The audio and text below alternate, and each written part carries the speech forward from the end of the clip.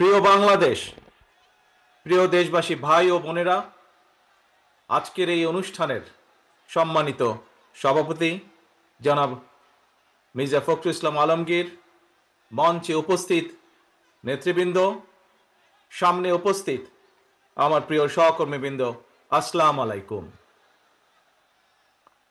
বাংলাদেশের বীর ছাত্র জনতা, নারী, শিশু, কৃষক, শ্রমিক, সকল শ্রেণী পেশার মানুষ, সর্বস্তরের জনগণ বিশ্বকে দেখিয়ে দিয়েছে বাংলাদেশের জনগণ বন্দুকের সামনে বুক পেতে দিতে রাজি, তবুও তারা স্বৈর শাসনকে মেনে নিতে রাজি নয়।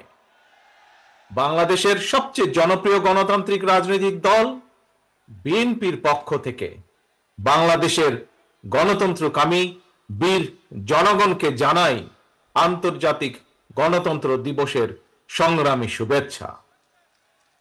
প্রিয় ভাই বোনেরা, গণতন্ত্র প্রতিষ্ঠার সংগ্রামে শহীদে মৃত্যুবরণ করেছেন যারা, আহত হয়েছেন যারা, হাত পা চোখ হারিয়ে চিরতরে পঙ্গুত্ব বরণ করেছেন, দেশের গণতান্ত্রিকামী জনগণ আজীবন তাদের এই আত্মত্যাগ এবং অবদান শ্রদ্ধার সঙ্গে স্মরণ করবেন। হতাহতদের প্রতিটি পরিবারের প্রতি অবশ্যই রাষ্ট্র তার যথাযথ দায়িত্ব পালন করবে বলে আমরা বিশ্বাস করি। লাখো শহীদের বিনিময়ে অর্জিত স্বাধীন গণতান্ত্রিক বাংলাদেশের রাষ্ট্র, রাজনীতি, শাসন প্রশাসন হওয়ার কথা ছিল government of the people, by the people, for the people. অথচ গত 15 বছর বাংলাদেশে মাফিয়া শাসন চালু করা হয়েছিল। দেশে বিদেশে পলাতক স্বৈরাচার বিনা ভোটের সেই সরকারের পরিচয় হয়ে উঠেছিল government of the mafia, by the mafia, for the mafia. প্রিয় দেশবাসী, এই মাফিয়া চক্র দেশকে সর্বক্ষেত্রে ভঙ্গুর করে দিয়েছিল। দেশকে সম্পূর্ণ আমদানি নির্ভর, ঋণ নির্ভর এবং পরনির্ভরশীল রাষ্ট্রে পরিণত করেছিল। মাফিয়া চক্র দেশের ব্যাংকগুলোকে পর্যন্ত দেউলিয়া করে দিয়েছিল। গত 1.5 দশকে দেশ থেকে প্রায় 17 লক্ষ কোটি টাকারও বেশি পাচার হয়ে করে দিয়েছে এরা। 5ই আগস্টের পতিত স্বৈরাচারের বেপরোয়া দুর্নীতি আর লুটপাটের কারণে বাংলাদেশের বৈদেশিক ঋণ বর্তমানে $100 বিলিয়নেরও বেশি ছাড়িয়েছে। বাংলাদেশে আজ যে শিশুটি জন্ম নিয়েছে কোনো কারণ ছাড়াই, সেই নিষ্পাপ শিশুটিরও মাথাপিছু ঋণ কমপক্ষে 1.5 লক্ষ টাকা। প্রিয় ভাই বোনেরা, মাফিয়া চক্র দেশকে শুধু অর্থনৈতিকভাবেই ভঙ্গুর করে দেয়নি, দেশের আর্থ সামাজিক সাংস্কৃতিক এবং রাজনৈতিক রীতিনীতিকেও ধ্বংস করে দিয়েছে। প্রতিটি সাংবিধানিক এবং বিধিবদ্ধ প্রতিষ্ঠান অকার্যকর করে ফেলা হয়েছিল। খোদ বিচার বিভাগকেই ফ্যাসিবাদের সূতিকাগারে পরিণত করা হয়েছিল। একটি রাষ্ট্র কতটা সভ্য এবং গণতান্ত্রিক সেটি দেশের আইন শৃঙ্খলা বাহিনীর আচরণে স্পষ্ট হয়ে ওঠে। কিন্তু মাফিয়া চক্র দলীয় স্বার্থে ব্যবহার করতে গিয়ে দেশের আইন শৃঙ্খলা বাহিনীকেও সম্পূর্ণ বিপর্যস্ত করে দিয়েছে। গণতন্ত্রকামী প্রিয় ভাই ও বোনেরা, অন্যায়, অনিয়ম আর অরাজকতার বিরুদ্ধে গণবিস্ফোরণে মাফিয়া চক্রের প্রধান দেশ ছেড়ে পালানোর পর দেশে মাফিয়া শাসন শোষণের অবসান ঘটেছে। পতিত স্বৈরাচারের পলায়নের মধ্যে দিয়ে একটি গণতান্ত্রিক মানবিক বাংলাদেশ গড়ার পথে প্রধান বাধা হয়তো দূর হয়েছে, তবে বাধা দূর হলেও মাফিয়া চক্রের রেখে যাওয়া 15 বছরের জঞ্জাল কিন্তু এখনো দূর হয়নি।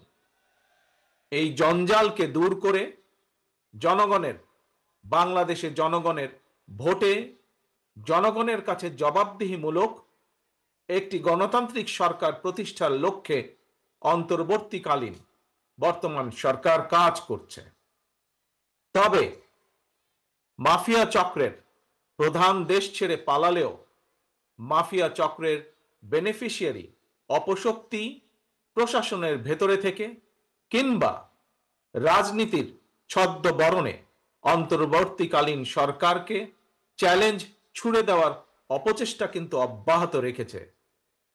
প্রিয় দেশবাসী, ভাই ও বোনেরা, বর্তমান অন্তর্বর্তীকালীন সরকার হাজারো শহীদের রক্তের বিনিময় লক্ষ কোটি জনতার গণ অভ্যুত্থানের ফসল। এই সরকারের কোনো কোনো কার্যক্রম সকলের কাছে হয়তো সাফল্য হিসাবে বিবেচিত নাও হতে পারে, কিন্তু এটি আমাদের প্রত্যেককে মনে রাখতে হবে, এই সরকারের ব্যর্থতা আমাদের সকলের ব্যর্থতা, বাংলাদেশের পক্ষের গণতান্ত্রিকামী জনগণের ব্যর্থতা। সুতরাং এই অন্তর্বর্তীকালীন সরকারকে কোনোভাবেই ব্যর্থ হতে দেওয়া যাবে না।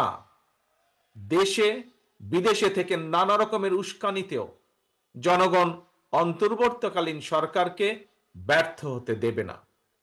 তবে অন্তর্বর্তীকালীন সরকার যাতে নিজেরাই নিজেদের ব্যর্থতার কারণ না হয়ে দাঁড়ায়, সে ব্যাপারে তাদেরকেও সতর্ক থাকতে হবে।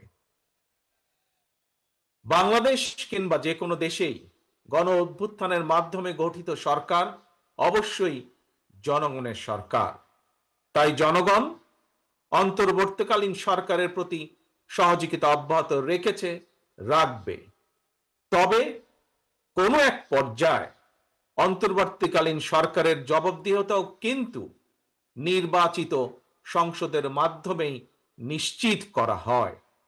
সুতরাং জনগণের রাজনৈতিক ক্ষমতায়নের মাধ্যমে একটি নির্বাচিত সংসদ এবং সরকার প্রতিষ্ঠায় অন্তর্বর্তীকালীন সরকারের সকল সংস্কার কার্যক্রমের প্রথম এবং প্রধান টার্গেট হওয়া জরুরি। এজন্যই আমরা মনে করি অগ্রাধিকার ভিত্তিতে জনগণের ভোটে নির্বাচিত প্রতিনিধিদের দ্বারা জবাবদিহিমূলক সরকার এবং সংসদ প্রতিষ্ঠার লক্ষ্যকে সামনে রেখেই সংস্কার কার্যক্রম এগিয়ে নেওয়া দরকার। কারণ জনগণের রাজনৈতিক ক্ষমতায়ন ছাড়া সংস্কার কার্যক্রমে প্রক্রিয়ায় জনগণের সরাসরি সম্পৃক্ততা ছাড়া উন্নয়ন, গণতন্ত্র কিংবা সংস্কার কোনোটিই টেকসই এবং কার্যকর হয় না। একটি অবাধ, সুষ্ঠু এবং নিরপেক্ষ নির্বাচনের মাধ্যমে প্রতিটি ভোটারের ভোট প্রদানের অধিকার নিশ্চিত করে ভোটারদের কাঙ্ক্ষিত প্রতিনিধি নির্বাচন করার অধিকার প্রতিষ্ঠার মাধ্যমেই জনগণের রাজনৈতিক ক্ষমতায়ন নিশ্চিত করা সম্ভব। এবং সেই লক্ষ্যে বিশেষ করে নির্বাচন কমিশন, জনপ্রশাসনের সংস্কার এবং আইন শৃঙ্খলা বাহিনীকে সক্ষম এবং উপযুক্ত করে তুলতে হবে। অগ্রাধিকার ভিত্তিতে পদক্ষেপ নিতে হবে। অন্তর্বর্তীকালীন সরকার ইতিমধ্যেই বেশ কিছু ক্ষেত্রে সংস্কার কার্যক্রম হাতে নিয়েছে।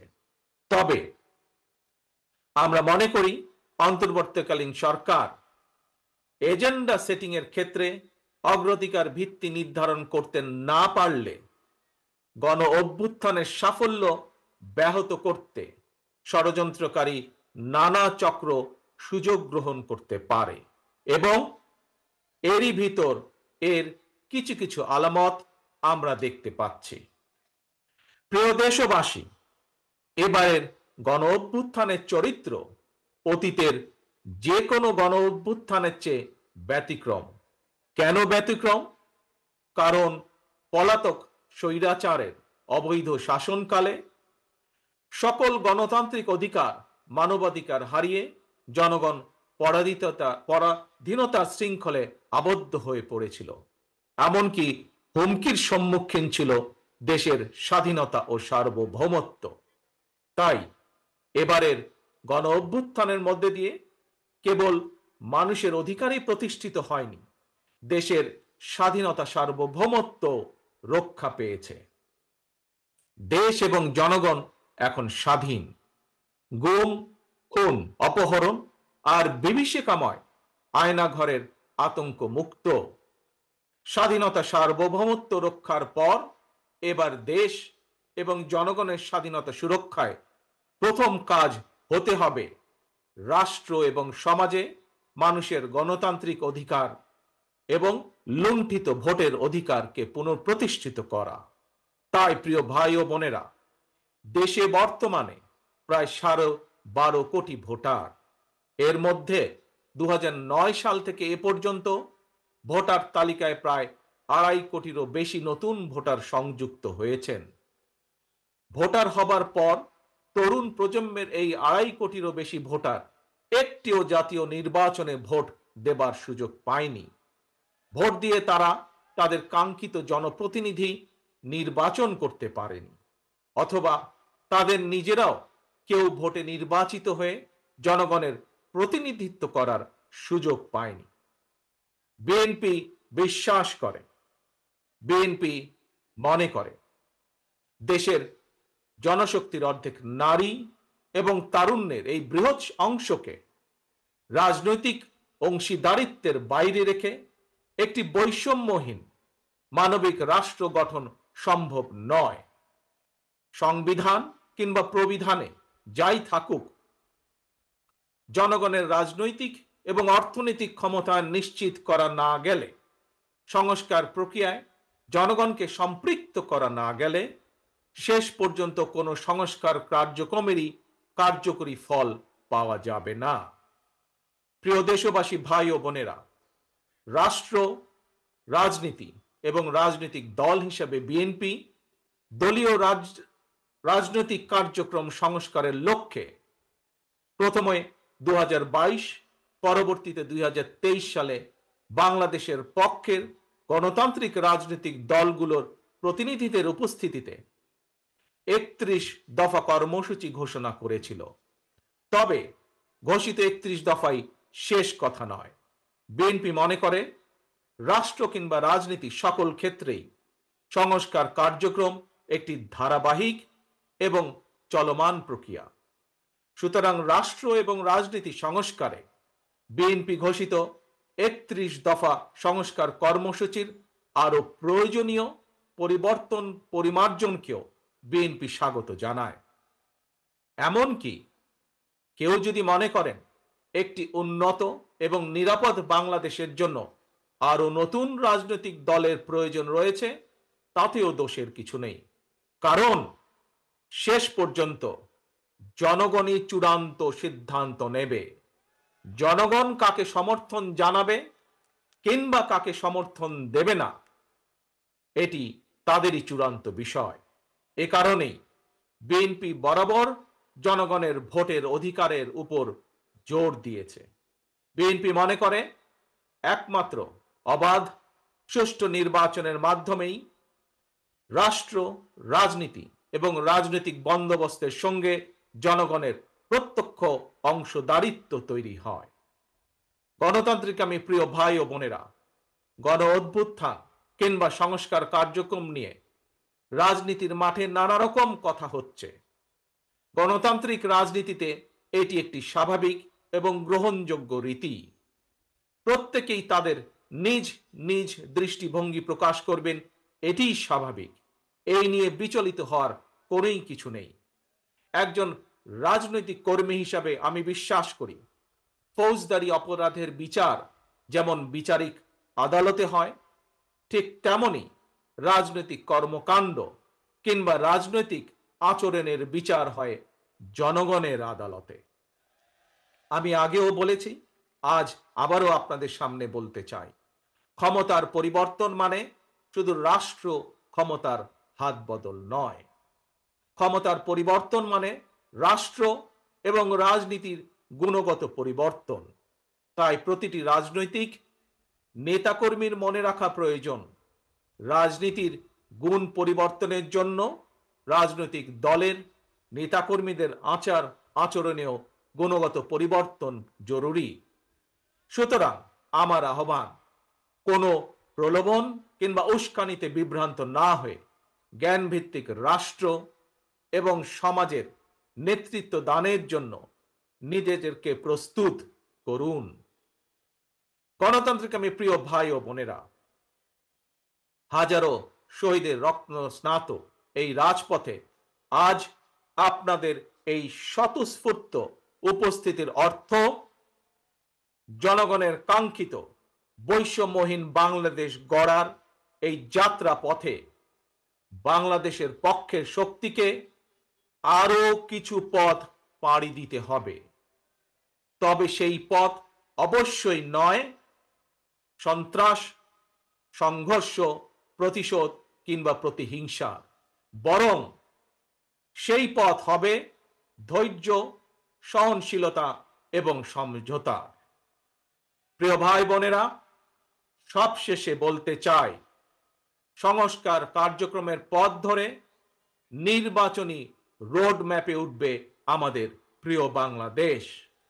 সুতরাং আসুন আমরা সবাই কাজের মাধ্যমে জনগণের বিশ্বাস, জনগণের ভালোবাসা অর্জন করি, জনগণকে সঙ্গে রাখি, জনগণের সঙ্গে থাকি। আল্লাহ হাফেজ। বাংলাদেশ জিন্দাবাদ। বাংলাদেশ জাতীয়তাবাদী দল জিন্দাবাদ। ধন্যবাদ মাননীয় প্রধান অতিথি।